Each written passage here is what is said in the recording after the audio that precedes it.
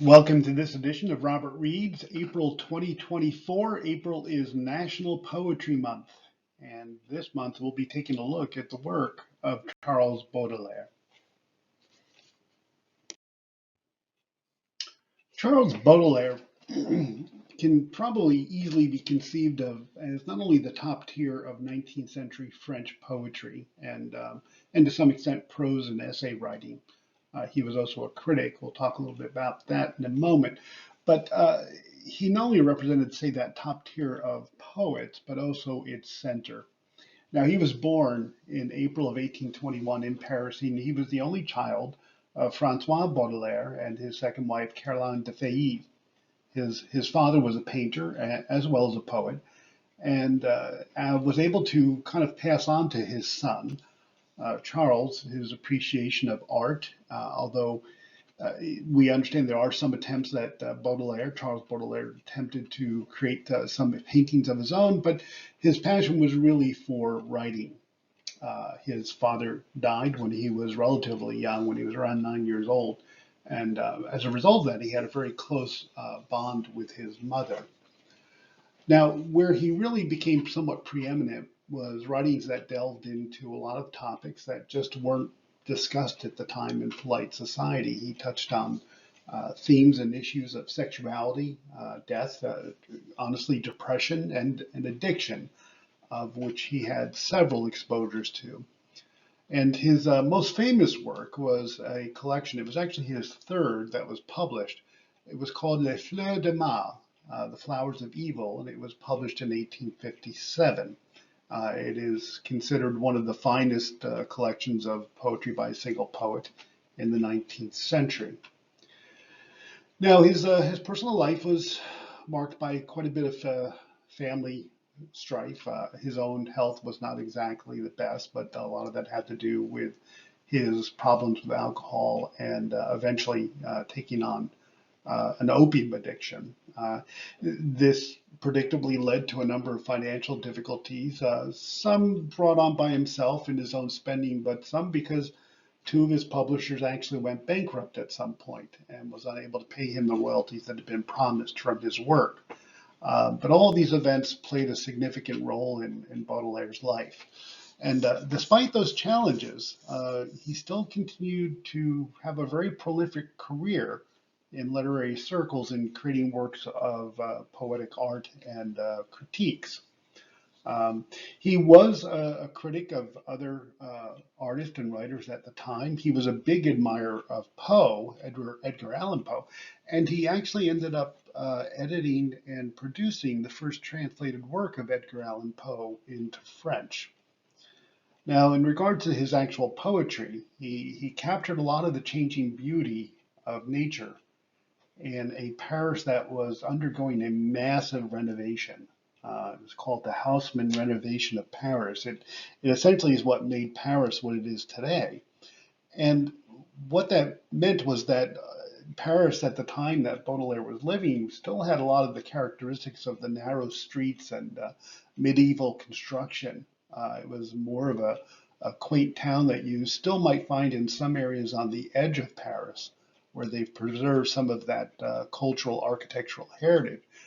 But what was happening is that entire districts which had degraded into slums and substandard housing were being knocked down wholesale, and in the creation of new living space, new commercial space. This is also the period whereby which Paris's very wide boulevards were then constructed and made the city what it is today.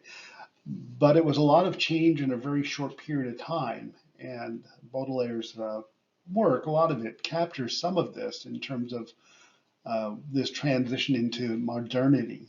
You'll find a lot in Baudelaire's work, a great deal of symbolism, which there's kind of a nuanced metaphor there for much of what he was seeing in this rapid industrialization, if you will, of his environment. He's also had a very big influence on subsequent poets. I'm thinking of Arthur Rimbaud, Stéphane Mallarmé. There were quite a few, even Paul Verlaine, for example. And a lot of them tapped into the themes that he touched on, which had to do with a great deal of love and of the natural world and aesthetic beauty where he could find it, as well as the human condition, and how that all impacted the people of his time, and actually through that influence through subsequent uh, times as well through other poets. For this month, I've chosen the piece "Correspondences" by Baudelaire. It's a lighter piece. It is a sonnet form poem. Um, it is what I'm going to be reading to you today is not in the original French, although it is quite beautiful and lyrical in its original French. Um, Something for a topic of possibly another time for exploration, but Baudelaire's poems, there's roughly 30 to 35, I believe, pieces that have been translated or recomposed into musical pieces for performance as well, generally vocal or choral arrangements, or possibly just inspirational. I think at least on two of these as instrumental classical pieces. But anyway, the point is that I'm going to be reading the poem today that has been translated in English. Now, when I was determined to start this spoken word series of Robert Reed, I wanted to be able to not only work within the English language, but also those other poets throughout the world who've had an impact on world literature. And Baudelaire is certainly a candidate for that as well. For accessibility reasons, I will be reading it in English. And I'll have some additional commentary about some of the challenges of translation as kind of a rejoinder piece in this month's spoken word poetry newsletter, which you can subscribe to at the end of this presentation. Anyway, correspondence is the type of piece it is. It's actually just this rather beautiful and aesthetic appreciation that Baudelaire had for nature. And it's just quite beautifully expressed. And this particular translation also retains fairly close the word for word translation, but quite creatively recreates the lyricality in an English translation.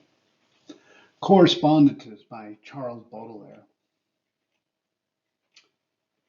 Nature is a temple whose living colonnades breathe forth a mystic speech and fitful sighs. Man wanders among symbols in those glades, where all things watch him with familiar eyes.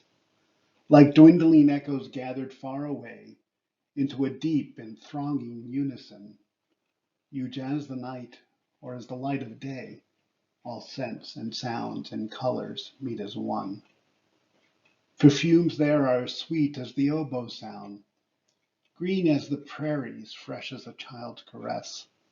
And there are others, rich, corrupt, profound, and of an infinite pervasiveness, like myrrh or musk or amber, they excite the ecstasies of sense, the soul's delight. Charles Baudelaire, Correspondences. Well, that does it for April 2024. Robert Reed, we looked at the work of Charles Baudelaire. Just a reminder that we are going to have a special spoken word event at the Elberon Library in Long Branch on April 13th. It is entitled The Bridal Verse, based on the old bridal verse that we're asking poets to bring a poem or a piece, something old, something new, something borrowed, something blue. Use your imagination. We're going to be flexible. Program starts at 9:45 for registering for the roster of who's going to speak for this open mic event. And we have some special surprises and refreshments will be served. April 13th. Something borrowed, something blue. We'll see you there at the Elberon Library. Thanks.